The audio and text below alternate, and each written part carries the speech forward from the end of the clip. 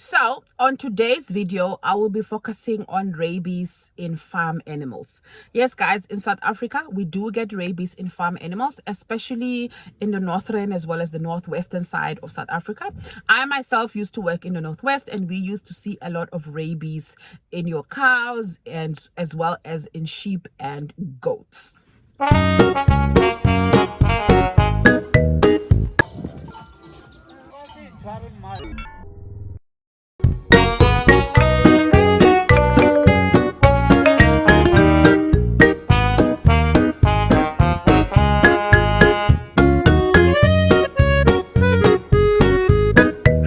Lovers, welcome to my YouTube channel. For those of you that don't know me, I am Dr. Nobs, a veterinarian living and practicing in South Africa. Ni dokodela ya swihari, kingaka ya diphologolo, dokotela wezilwane. Welcome to my channel, guys. Thank you for all the support. Thank you for liking and sharing and subscribing to my channel. I really appreciate each and every one of you. If you're new to the channel, please watch and subscribe to the channel. It just really helps my channel to grow. Thank you, guys. Let's get into today's video. Rabies in farm animals. You may be wondering, how on earth do cows and sheep and goats get rabies? Well, the main culprit, or the main guys responsible for transmitting rabies to farm animals most of the time is rabbit infected jackals as well as rabbit infected stray dogs. Okay, even myself, most cases that I've been called out to, these two guys have been implicated as having been present on the farm and attacking the farm animals. So normally, for example, let me just discuss quickly with your jackal, for example. Normally, jackals are afraid of people and other animals. But when they are infected with rabies, they tend to lose fear. Okay, so they tend to lose fear of people and other animals. So that's very important to look out for, because that should be a sign that something ain't right, something is wrong lap. So be vigilant and be aware of these two guys. All right. Let's get into what symptoms. So what symptoms will a rabbit infected cow show? Okay, things like obviously a change in behavior. Okay, there will be excessive salivating, excessive unusual vocalization that they will do. There will be this thing where they lift their heads up as if they're sucking wind. We'd call it like wind sucking. There will be difficulty in swallowing. There'll also be difficulty in drinking water. So what happens is they seek water. They want water, but they're not able to drink the water. Okay, they're not able to eat because they have a difficulty in swallowing. And there will be this syndrome that we usually call bone stuck on the throat, or bone stuck in throat, which usually is the cause of many problems. If you remember, on my previous video, I did say that rabies can be transmitted from animals to people, which is why this disease is so important and worth talking about.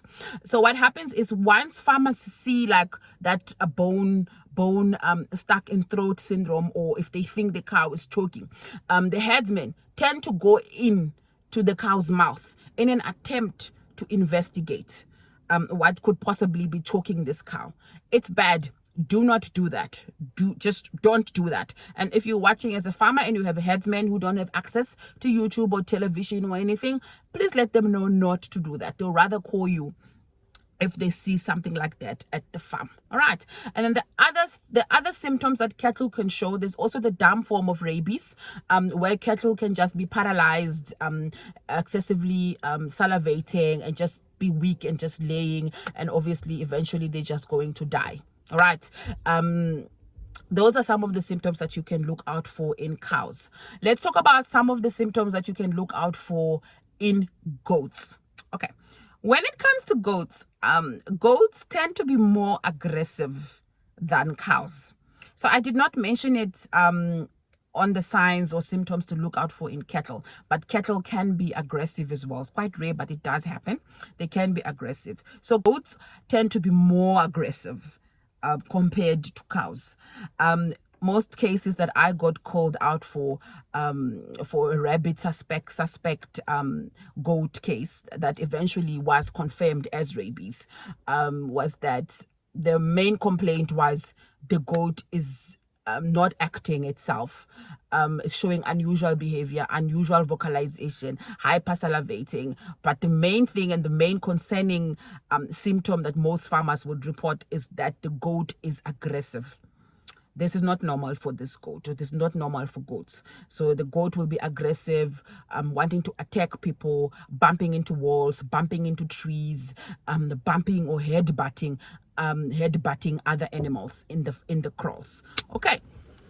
And then when it comes to sheep show similar symptoms that cattle show. So I'm not going to discuss much on that. Something worth mentioning though, it could be that sheep rams, so the male sheep, tend to show hyper sexual behavior. Okay, I haven't seen that personally, but it is recorded in literature or reported in literature. So look out for some of those symptoms that I have mentioned. All right, so those are some of the symptoms that you should look out for in your cattle, your sheep, as well as your goats. And also please keep in mind that some of these symptoms can be confused with other diseases. So it's very important to call the correct people to come and assist you when you suspect that your animals could be having rabies or that they are exposed to rabies. So let's get more into that. What should you do if you suspect that your animals have rabies or that they could be exposed to rabies? Well, first thing first, rabies is a notifiable disease. All right. So you need to let your state veterinary office, I'm saying office, because not every office, unfortunately, because of the shortage of veterinarians, not every office has a veterinarian on site. But there should be an office in your municipality that is responsible for disease control, for animal health disease control. And that office is usually equipped with well-equipped and maybe not well-equipped, but knowledgeable. Okay, I will say knowledgeable. There is knowledgeable animal health technicians in that office that should be able to help you. Okay, and then the other thing that you need to keep in mind is that there is no cure, there is no treatment for rabies. Okay, and because of the nature of the disease and because it poses a threat to other animals as well as human beings, your animals that you suspect or that could be confirmed to be suspected rabies cases. Obviously, all of this depends on the history. All right, when you call for help, they will gather history. They will look at the disease risk in that area. And other stuff that they will take into consideration as well. Then a decision will be made that okay, rabies is most likely to be happening here, and because of that your animal will be destroyed and the brain sample will be taken to the lab for a diagnosis to be made. All right, so yeah, that's what you should do if you suspect that you've got rabies and a rabid animal at your farm. I hope I'm making sense, and I hope I hope you understand what I'm saying. And now let's move on to what can you do to prevent rabies in your farm animals. When it comes to prevention, the first and the most important thing, make sure that all dogs and all cats at the farm are vaccinated against rabies and that the rabies vaccines are up to date. If you haven't watched my first video, go watch my first video where I explain more on what is rabies and I explain more on rabies in dogs and cats. Go and watch that video so you can also get the vaccine protocol for dogs and cats. But make sure that dogs and cats at the farm are vaccinated. The next thing is you need to be vigilant. You need to be aware of any stray dogs and any wildlife animals that are just acting strange. Okay? You need to be vigilant, and for those that can, you need to provide adequate shelter as well as adequate fencing for your animals. Okay, you must make sure that is like on point. And then the other thing is Limit food sources. Yeah, I think this one is important. Limit food sources for dogs and wild animals. Okay, things like don't leave dead carcasses laying around at the farm. You need to bury them deep enough so that other animals cannot get to them. All right, if you have things like your afterbirths, get rid of those. If calves die, get rid of those. Just better manage your farm and make sure you limit anything that can attract wild animals and stray dogs to your farm. Get rid of. Okay. And the other thing is just make sure that your headsmen are well equipped and well informed. Education. I cannot stress this enough. Most headsmen are well knowledgeable about rabies. Some are not. And some actually believe that if you see a jackal approaching you, it's good luck. Or they believe that if you see the jackal, they will kill it and then they will open the jackal and take the brain. I had a situation where one gentleman killed a jackal and harvested its brain. You see, this guy went to where the rabies is, in the brain. He went there and took out the brain because he believed that if you eat the brain of a jackal, it cures rabies. So it cures, I don't know what, it cures some disease. But I had a situation like that happen. So it's very important to educate these guys and scare the life out of them. It's not even scaring the life out of them. They can die. Okay, they can die from this. If they get rabies, they're going to die.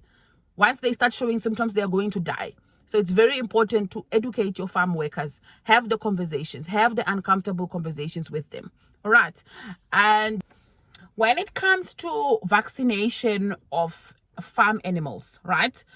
Unfortunately, the costs of vaccinating farm animals lies with the farmer.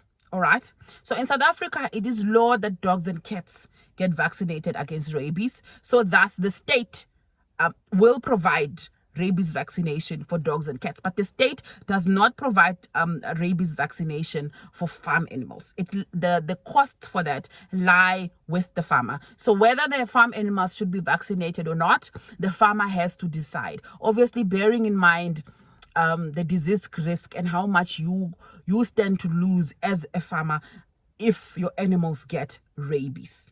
Okay. So I think that's it. That's where I will stop this video for today. If you have any other questions that I may not have covered in the video, please ask me on the comment section and I will respond accordingly. I hope that this video helps somebody. Please remember that rabies can be transmitted from animals to people. So it's very important that you watch my next video that I'm going to make with regards to what to do should you as a human being be exposed to rabies. So see you next week, guys. Thank you so much for watching. Love you all. Have a very merry Christmas and Happy New Year. Bye.